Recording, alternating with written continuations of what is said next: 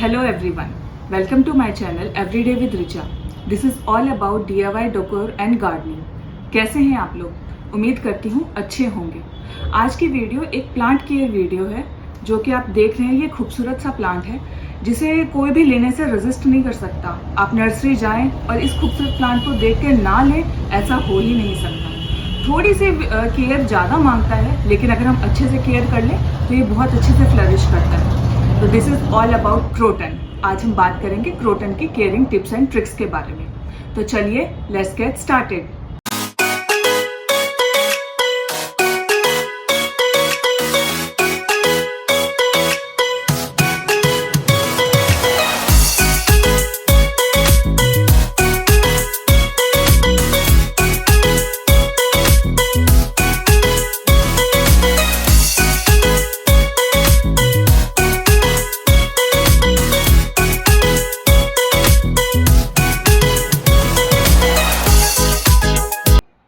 चलिए शुरू करते हैं इस खूबसूरत से प्लांट के बारे में जिसे हम क्रोटन के नाम से जानते हैं।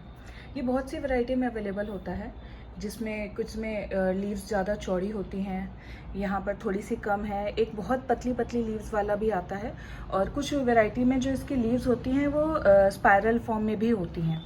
ये जो वैरायटी है इसे गोल्डन डस्ट कहते हैं। इसके ऊपर जो ये येलो स्पॉट्स हैं, इसकी वजह से शायद इसको गोल्डन डस्ट के नाम से जाना जाता है।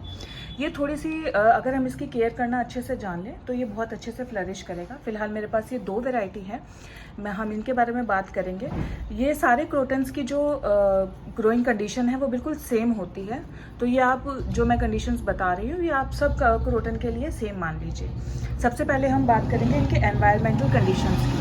इसको वार्म और ह्यूमिड एनवायरनमेंट पसंद होता है। डोरमेंसी का पीरियड इसका विंटर का होता है। मैक्सिमम ये जो इसकी ग्रोथ होती है वो समर के दौरान होती है। ये समर में बहुत अच्छे से, ये देखिए कितने अच्छे से, कितना अच्छा फ्लरिश करा है। ये बहुत छोटा प्लांट लेकर आई थी मैं। और इसका जो टेम्परेचर जो इसको होता है, इसको 10 से 27 डिग्री के बीच का जो टेम्परेचर होता है, इसमें ये बहुत आसानी से ग्रो कर लेता है। लेकिन कुछ जो एक्सट्रीम टेम्परेचर्स होते हैं, जैसे बिलो 10 डिग्री या अबव 27 डिग्री में, हमें इसकी थोड़ी सी केयर की ज़रूरत है। अदरवाइज़ ये अपनी लीव्स को ड्रॉप कर देता है और फिर ये मरना शुरू कर जाता है। इसलिए तो हम इसे वार्म और ह्यूमिड एनवायरनमेंट अगर हम दें तो ये बहुत अच्छे से फ्लरिश करता है। उसके बाद हम बात करते हैं इसके ग्रोइंग पीरियड की।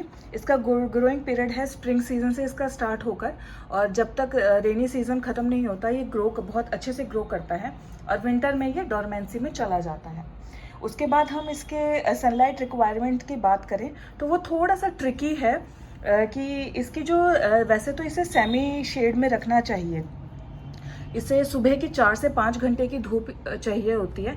अगर हम इसको बिल्कुल छाँव में रख देते हैं तो ये अपने बिल्कुल सारे कलर्स लूज़ कर देता है। जैसे मैं आपको दिखाती हूँ, ये मेरा जो प्लांट है ये इंडोर रखा हुआ था और वहाँ पर सनलाइट शायद इतनी अच्छे से नहीं आ रही थी, तो आप ये देखिए इसके सारे कलर्स येलो हो गए हैं।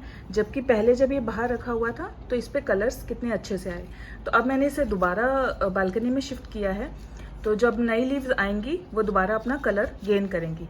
जबकि ये प्लांट मेरा सन के उसमें रखा हुआ था, यहाँ पर सनलाइट पड़ रही थी, तो इसके कलर्स देखिए कितने अच्छे ब्राइट कलर्स आ रहे हैं। तो इसका सनलाइट का जो, अगर हम इसे फुल सन में रख देंगे तो ये ख़राब हो जाएगा। अगर हम इसे सन पूरी एडिक्वेट अमाउंट में नहीं देंगे तो ये अपने कलर्स लूज़ कर देगा। इसलिए थोड़ा सा इसे सेमी शेड में रखिए, जहाँ पर इसे 4 से 5 घंटे की नॉर्मल सी धूप मिल जाए तो ये बहुत अच्छे से ग्रो करता है। उसके बाद हम इसके वाटरिंग कंडीशन की बात करते हैं। वाटरिंग कंडीशन, इसे फ्रिक्वेंट वाटरिंग पसंद है, लेकिन इसे ओवर वाटर होना पसंद नहीं है। जब हम इसकी मिट्टी गीली देखें, हम देखें कि इसकी मिट्टी गीली, जैसे अब आप देखिए ये गीली मिट्टी थोड़ी सी बस डैम्प है, ना सॉगी है और ना ही ओवर वाटर है। इसको इस तरह की मिट्टी पसंद है। और आप इस पर सुबह और शाम 2 टाइम मिस्ट कीजिए, इसे मिस्टिंग बहुत पसंद है। ओवर वाटरिंग अगर आप करेंगे तो ये रूट रॉट होकर आपका प्लांट खराब हो जाएगा। और अगर आप अंडर वाटर करेंगे तो आप देखेंगे कि इसकी लीव्स ऐसे नीचे ड्रॉप करने लग गई हैं। आप अगर इस तरह इसकी लीव्स ड्रॉप कर जाती हैं तो उसे ग्रो करने में थोड़ा सा फिर ज़्यादा टाइम लगेगा। वो लीव्स दोबारा उठेगी और उसके बाद ये प्लांट आपका ग्रो करना शुरू करेगा। तो इसकी वाटरिंग का आप खास तौर पर ध्यान रखिए। उसके बाद हम इसके सॉइल मिक्स की बात करते हैं। तो इसकी सॉइल मिक्स में यूजली जो हमारा 3:1 का सॉइल मिक्स होता है, पॉटिंग मिक्स, हम वही डालते हैं, लेकिन इसमें थोड़ी सी हम कोकोपीट ज़रूर मिलाते हैं। कोकोपीट मिलाने से क्या होता है कि इसकी जो ये मतलब कोकोपीट से थोड़ा सा वाटर ये अपने अंदर रिटेन करके रखता है, जिससे इसको पानी की कमी नहीं होती है। तो बहुत ज़रा सी कोकोपीट इसके सॉइल मिक्स में ज़रूर मिलाएं आप। फिर हम इसकी प्रोपोगेशन की बात करते हैं, तो इसका प्रोपोगेशन बहुत इजी है और सबसे अच्छा टाइम है इसके प्रोपोगेशन के लिए फरवरी का। फरवरी के स्प्रिंग सीजन में आप क्या कीजिए, मैं आपको बताती हूँ। जैसे इतनी इसकी कटिंग ले लीजिए, ये इस तरह से इसकी इतनी कटिंग ले लीजिए। इसके नीचे की एक्स्ट्रा लीव करके ऊपर से 4-5 लीव छोड़कर उसमें ज़रा सा रूटिंग हार्मोन लगाकर और कोकोपीट और सॉइल के मिक्सचर में लगाकर उसको रख दीजिए। अगर आपके पास बाज़ार से बना हुआ रूटिंग हार्मोन नहीं है तो आप घर से थोड़ा सा हनी और दालचीनी का मिक्सचर मिलाकर उसे, वो भी रूटिंग हार्मोन का काम करता है, और उसको हम कोकोपीट में लगा देंगे और उसको शेड वाले एरिया में रख देंगे, तो ये बहुत अच्छे से ग्रो करता है। वैसे तो इसको हमें फरवरी में करना चाहिए, लेकिन अगर आप फरवरी में नहीं करते तो हम इसे रेनी सीजन में भी कर सकते हैं, लेकिन रेनी सीजन के स्टार्टिंग में कर लीजिए ताकि सर्दियां आने से पहले हमारा प्लांट सेट हो जाए। उसके बाद हम बात करते हैं इसके प्रूनिंग की। प्रूनिंग करने से आपका जो प्लांट होता है, एक तो वो बुशी होता है। मैंने आपको अपनी लास्ट वीडियोस में भी बताया है कि हमें फरवरी में और रेनी सीजन में अपने प्लांट्स को रेगुलरली प्रून करते रहना चाहिए, जिससे हमारा प्लांट अच्छे से बुशी हो जाए। उसके बाद हम बात करते हैं इसके फर्टिलाइजेशन की। फर्टिलाइजेशन में इसे नाइट्रोजन रिच सॉइल पसंद है, क्योंकि देखिए इसकी लीव्स कितनी अच्छी ग्रीन है। इस ग्रीन कलर को मेंटेन करने के लिए और इस कलर को जो मेंटेन करने के लिए इसे नाइट्रोजन रिच सॉइल चाहिए। तो हर 15 दिन में आप अपने इसमें प्लांट में NPK का थोड़ा सा स्प्रे कर दीजिए, तो ये अच्छे से आपका फर्टिलाइजेशन हो जाएगा इससे।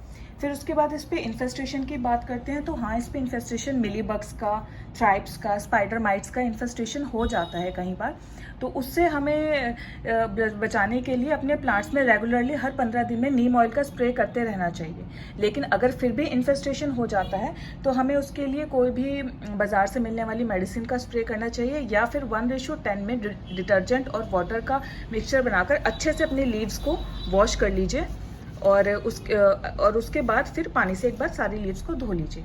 हम जो भी ट्रीटमेंट हम यूज़ करते हैं किसी भी प्लांट के लिए, तो वो हमें शाम के टाइम करना चाहिए। सुबह के टाइम हमें कोई भी मेडिसिनल ट्रीटमेंट अपने प्लांट्स पर नहीं देना चाहिए। तो फ्रेंड्स, ये था क्रोटन के बारे में। बहुत इजी टू केयर प्लांट है, बस थोड़ी सी अगर हम इसके ग्रोइंग कंडीशंस का ध्यान रखें तो ये बहुत अच्छे से ग्रो करता है।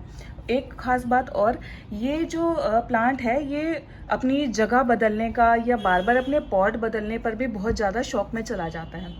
तो एक बात का बहुत खास तौर पर ध्यान रखें कि जब भी हम क्रोटन को लेकर आते हैं तो हमें सबसे पहले इसको उस जगह पर 4-5 दिन के लिए रख देना चाहिए जहाँ पर हम इसे परमानेंटली प्लेस कर रहे हैं, क्योंकि ये जब एनवायरमेंटल कंडीशन अपनी चेंज होती है तो ये अपनी लीव्स को ड्रॉप कर देता है।